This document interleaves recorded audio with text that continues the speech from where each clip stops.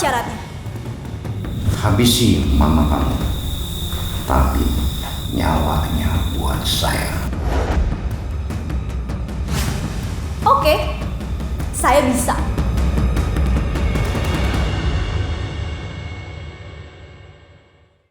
Keluarga aku seperti keluarga pada umumnya gitu, tapi aku kurang begitu dekat sama mama. Ya banyak kabur. Pernah ada suatu peristiwa, aku bolos dari les waktu itu karena aku pengen main-main. Ternyata dia ambil sapu, yang kayunya tuh dia berusaha untuk reach aku gitu. Dia nggak sadar tuh kena kepala, kena ini, kena apa gitu. Dan aku udah bilang, "Ma, minta maaf." Tapi dia kayak udah kalap, udah nggak mau tahu. Kamu tuh kerjaannya main terus. Ampun, Ma. Ampun, Ma. Ampun. Kalau lagi terpojok,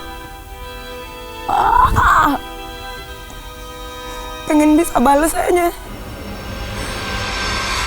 Waktu itu di sekolah, aku lebih sering menyendiri ke perpustakaan di lantai 2. Mulai yang ngelamun gitu, aku bilang gini, Mana Tuhan? Kalau Tuhan ada, gak mungkin ada sedih, sakit, apalagi sakit dipukulin. pernah suatu saat aku disamperin sama temen aku. Ngapain lu ngomong sendiri di sini? Stres lu ya? Gini aja, mending pulang sekolah ini lo ikut sama gua. Ngapain? Ya udah, lo ikut aja. Itu ke satu gedung, aku masuk ke sana, aku ngeliat itu kayak ada yang latihan bela diri.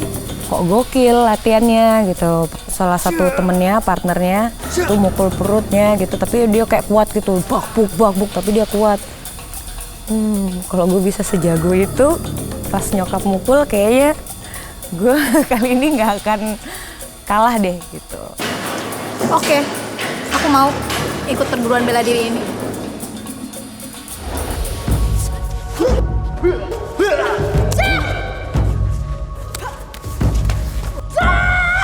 Sampai akhirnya suatu saat aku udah naik tingkatan sabuknya tuh cepet banget. Teman aku yang ngajakin aku pertama kali itu, dia bilang, "Yuk, ini kayak udah saatnya kamu pergi ke rumah aku deh. Soalnya pimpinannya grup ini mau ketemu sama kamu," gitu. Aku udah tahu betapa hebatnya orang ini.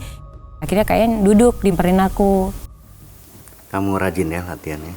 Ada satu sih yang sebenarnya menurut aku kok kayaknya beda gitu, dan menurut aku sih keren karena dia pakai lilin konsentrasi gitu ya. Lilin itu yang berbentuk 7 titik pentagram kayak gitu, itu adalah suatu ritual untuk menambah ilmu gitu, dan aku ngerasain sendiri manfaatnya setelah tingkatan aku udah master 4 degree.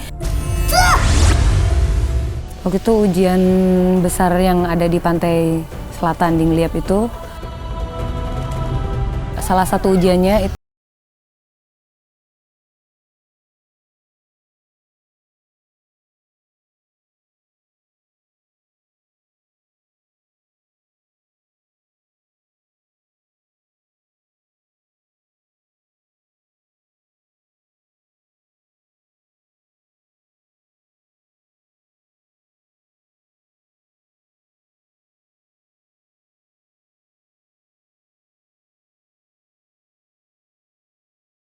tiba aku bangun udah ada insiden yang rame deh, ada polisi, ada SAR. Pak, satu korban sudah kami laporkan, Pak.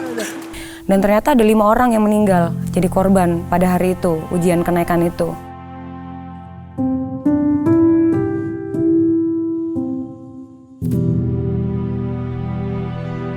Tiga hari kemudian ya, aku pulang ke rumah, mereka lagi ngebahas tentang aku. Dan pas aku masuk, mamaku yang ngomel-ngomel lagi, yang katanya, "Ini kan mama udah bilang kamu tuh," pokoknya macem-macem deh Kak gitu. Sedangkan aku kan nggak berharap digituin gitu loh. Kesel karena udah kehilangan temen aku, ditambahin gitu lagi, jadinya pengen kelar deh lo gitu, pengen udah deh gitu. Akhirnya aku balik lagi ke tempatnya Kak Yan.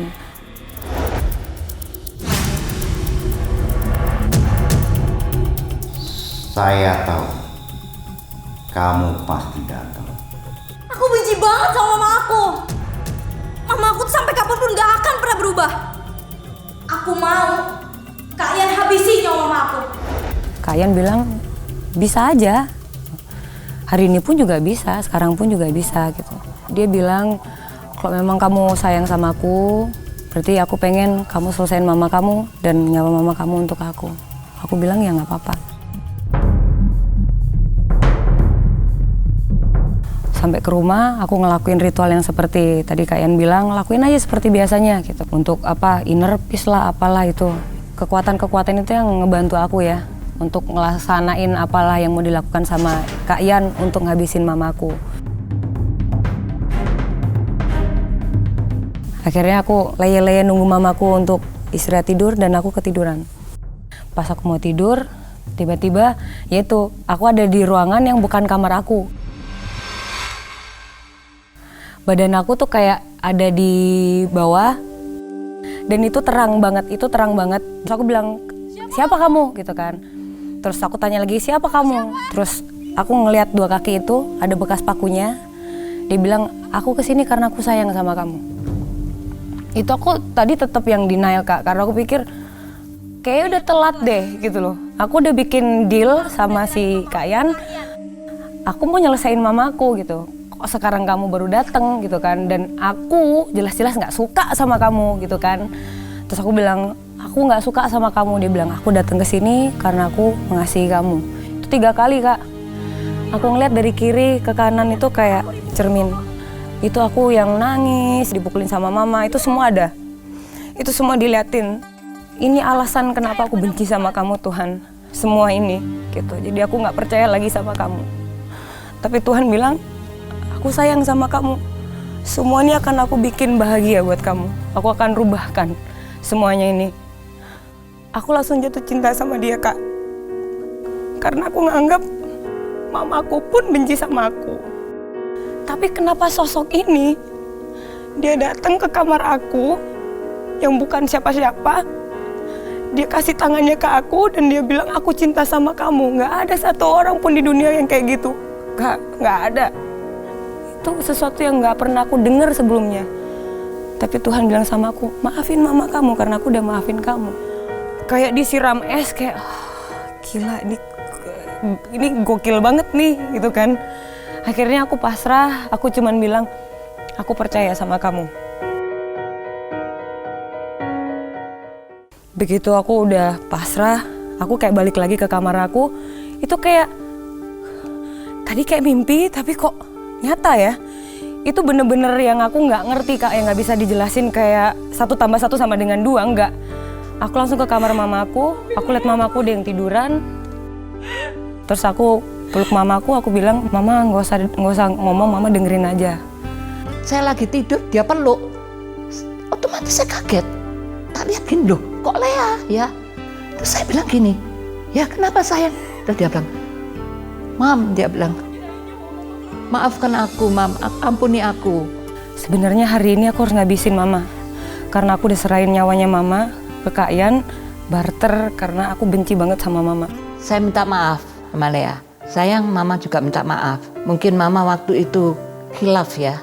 Sampai mama begitu keras sama kamu. Sebetulnya mama sayang sama kamu. Memaafkan itu bisa kok. Siapa yang bilang nggak bisa? Asal kita mau dengar-dengaran sama Tuhan, memaafkan dan kita lakuin aja, nggak usah pikir 2 kali. Lakuin aja. Hasilnya tuh kayak rantai belenggu tuh kayak lepas, deng. Aku ngerasa ilmu-ilmu yang ada dalam diri aku itu udah nggak penting lagi Kak. Aku pengen ilmu yang ada dalam diri aku tuh pengen aku buang. Secara luar biasa Tuhan pertemukan aku dengan guru sekolah minggu aku. Waktu saya bertemu kembali dengan dia, akhirnya Lea mengaku bahwa dia terlibat dalam satu ilmu bela diri. Ketika saya doakan, saya katakan Lea, kita tidak bisa mengikut Tuhan setengah-setengah atau setengah hati. Jadi 1 kakinya di surga, 1 di neraka. Prosesnya itu memang sakit dan lama, kurang lebih 3 bulan, sampai akhirnya aku bisa lepas dari roh-roh jahat yang ada dalam diri aku. Masa kecil aku yang hilang, yang aku nggak rasain dulu itu sepertinya dibalikin sama Tuhan. Nih loh. Bahkan aku sama mama sekarang sayang banget. Sesuatu yang tidak pernah aku lakukan ke mama aku, sesuatu yang tidak pernah mamaku lakukan ke aku, itu terjadi. Saya percaya itu karena apa? Kasih Tuhan ya, membuat kita jadi kembali bersatu. Kasih dari Tuhan itu mengalahkan segalanya, saya percaya. Ketika aku meletakkan Tuhan di antara hubungan aku dengan Mama, aku merasakan damai sukacita yang luar biasa antara aku dengan Mama, dan itu nggak bisa digantikan dengan apapun, tidak bisa dibayar dengan apapun.